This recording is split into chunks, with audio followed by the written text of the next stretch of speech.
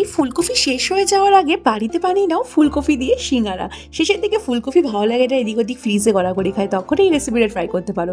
একটু ময়দার মধ্যে বয়ম দিয়ে দাও, তেল দিয়ে তার মধ্যে একটু কালো জিরা, স্বাদ অনুযায়ী নুন দিয়ে দাও, ভালো করে হাতে চটকে চটকে এটাকে ময়ম দিয়ে নাও। ময়মের জন্য তেলটা কিন্তু একটু বেশি দিও, তাহলে কিন্তু মুচমুচে একদম ক্রিস্পি হবে। তারপরে জল দিয়ে যেরকম লুচি মাখে সেরকম করে এটাকে লুচির মতো করে একদম মেখে নাও। মেখে নিয়ে এটা ঢাকনা দিয়ে ঢেকে কিছুক্ষণের জন্য রেখে দাও। তারপরে বাড়িয়ে নাও পুরটাকে। তার জন্য 1 মুঠো বাদাম নিয়ে নিয়েছি। আমি 6-7টা সিঙ্গারা অনুপাতে বলছি। 1 মুঠো বাদামটাকে প্রথমে তেলের মধ্যে ভালো করে ভেজে নিচ্ছি। সর্ষের তেলেই করছি, চাইলে তোমরা সাদা তেলে ইউজ করতে পারো, ওটা কোনো বাধ্যবাধকতা নেই। তারপরে এই ছোট্ট ছোটো করে কেটে রেখেছি ফুলকপিগুলোকে, ওগুলোকে একটু নুন আর হলুদ দিয়ে ভেজে নেব। ফুলকপিটাকে ভাজা হয়ে গেলে ফুলকপিটাকে ভেজে নিয়ে তুলে নেব। তোমরা চাইলে আলু ফুলকপি একসাথেও ভাজতে পারো, অথবা আমার মতো সেপারেটলি ভাজতে পারো। আমি একটু অন্যরকম করে ভাজছি। প্রথমে ফুলকপিটাকে ভেজে নিয়ে তুলে নিয়ে তারপরে ওই নুন হলুদ তো আগে ফুলকপির সময় ভাজার সময় দিয়েছি, তো আর আলু ভাজার সময় নুন হলুদ দেবো না, একবারে 5 ফোড়নটা দিয়ে দেবো ফোড়নে। তারপরে ছোটো ছোটো করে কেটে রাখা আলুটাকে আমি দিয়ে দিচ্ছি। এইবার কি করব, এই নুন আর হলুদ আলাদা করে আর দেবো না। এই যে এই ফুলকপি ভাজার সময় যে নুন হলুদ দিয়েছিলাম তাতেই হবে। আলুটাকে একটু মোটামুটি ভেজে নিয়ে তারপরে একটু হিং দিয়ে দিচ্ছি সামান্য, আর দিচ্ছি আদা আর লঙ্কা বাটা একদম আলুর উপরে দিচ্ছি। তবে বেসিক গুঁড়ো মশলা জিরে গুঁড়ো, ধনে গুঁড়ো, লঙ্কার গুঁড়ো, তার সাথে একটুখানি নুন আর একটুখানি চিনি দিয়ে দিচ্ছি, আর দিচ্ছি সামান্য জল দিয়ে এটাকে ভালো করে কষাচ্ছি। মশলাটা কিন্তু আলুর সাথে একদম ভালো করে কষিয়ে নিতে হবে।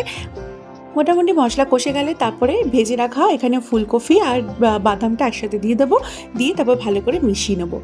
এটাকে মিশিয়ে নেওয়ার পরে ঢাকনা দিয়ে ঢেকে লো ফ্লেমে জাস্ট মিনিট 2-3 মতো রেখে দেবো, যাতে ফুলকপিটা একটুখানি সেদ্ধ টাইপের হয়ে যায়। মোটামুটি ভাত দিয়ে সেদ্ধ হয়ে গেছিলো, বাকিটাই ঢেকে রাখলেই হবে। অপরদিকে একটু জিরে আর 2-3টে এলাচ আর সামান্য একটু দারচিনিকে আমি শুকনো কড়াইতে আগে থেকে ভেজে রেখেছিলাম, সেটাকে ভালো করে গুঁড়ো করে নিয়েছি হামালদিস্তায়। এই গুঁড়োটা কিন্তু লাস্টে ঢেকে রাখার 2-3 মিনিট পর এই উপর দিয়ে ছড়িয়ে দেবো। এই ভাজা মশলাটা কিন্তু অবশ্যই দিতে হবে, ভাজা মশলা দিলে কিন্তু একদম দোকানের স্বাদ চলে আসবে। তো এবার কিন্তু এই পুরটা রেডি হয়ে গেল। এবার লুচির মতো করে যে মেখে রেখেছিলাম ময়দাটাকে, সেখান থেকে লেচি কেটে এটাকে একদম লম্বা শেপে, যে গোল নয়, মানে মোটামুটি একটু লম্বা লম্বা করেই বেলবো।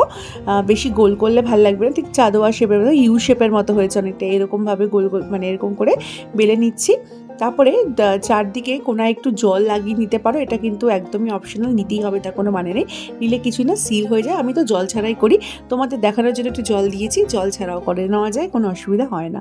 এবার পুরটাকে ভেতরে এরকম ওই খামিটার মধ্যে পুরটাকে ঢুকিয়ে এরকম করে মুখটাকে সিল করে দিলেই রেডি আমাদের সিঙ্গারা। আমি আরও 2-3টে সিঙ্গারা তোমাদের বানিয়ে দেখাচ্ছি। এইভাবে কিন্তু ভাজটাই অ্যাকচুয়ালি মেন, সিঙ্গারার ভাজটা একটু কঠিনই লাগে অনেকের, কিন্তু ভীষণই কিন্তু সহজ বাড়ি নয়। এরকম করে মাঝখান দিয়ে কেটে আমি সবথেকে ইজি প্রসেসটা দেখালাম, কোনো রকমের মানে ঝামেলা হয় না। কিন্তু এইভাবে তোমরাও কিন্তু সহজে দোকানের মতো মানে ভাজ করে সিঙ্গারাটা বানিয়ে নিতে পারো। জাস্ট লম্বা করে একটু বেলে নিয়ে মাঝখান দিয়ে কেটে এটা চৌকো মানে কোণের মতো করে মুখগুলো ভাজ করে দিলেই কিন্তু রেডি। এবার তেলটাকে আগে থেকে ভালো করে গরম করে নিয়ে ফ্লেমটাকে একদম লোতে করে দিও, করে সিঙ্গারাগুলোকে লো ফ্লেমে একটু সময় নিয়ে ভাজতে হবে। তার কারণ যাতে ভেতরটা সুন্দর করে ভাজা হয়। যদি হাই ফ্লেমে মানে ভাজতে যাও তাহলে উপরটা ভাজা হয়ে যাবে, ভেতরটা কাঁচা থাকবে, একদম ভালো লাগবে না। তো এরকম ডুবো তেলে সিঙ্গারাগুলোকে আমি একসাথেই অনেকগুলো দিয়ে দিয়েছি, তেলটা বেশি ছিল বলে। ভেজে নিয়ে একটু টিস্যু পেপার যদি বাড়িতে অ্যাভেলেবেল থাকে, টিস্যু পেপারের মধ্যে সিঙ্গারাগুলোকে তুলো, তাহলে এক্সেস অয়েলটা টিস্যু পেপার টেনে নেবে, সিঙ্গারাগুলো আরও ক্রিস্পি হবে। তো তোমরা এইভাবে ট্রাই করো, বললে কমেন্টে জানিও কীরকম লাগলো। আজকের মতো এই পর্যন্ত, দেখা হবে পরের রেসিপিতে। টাটা।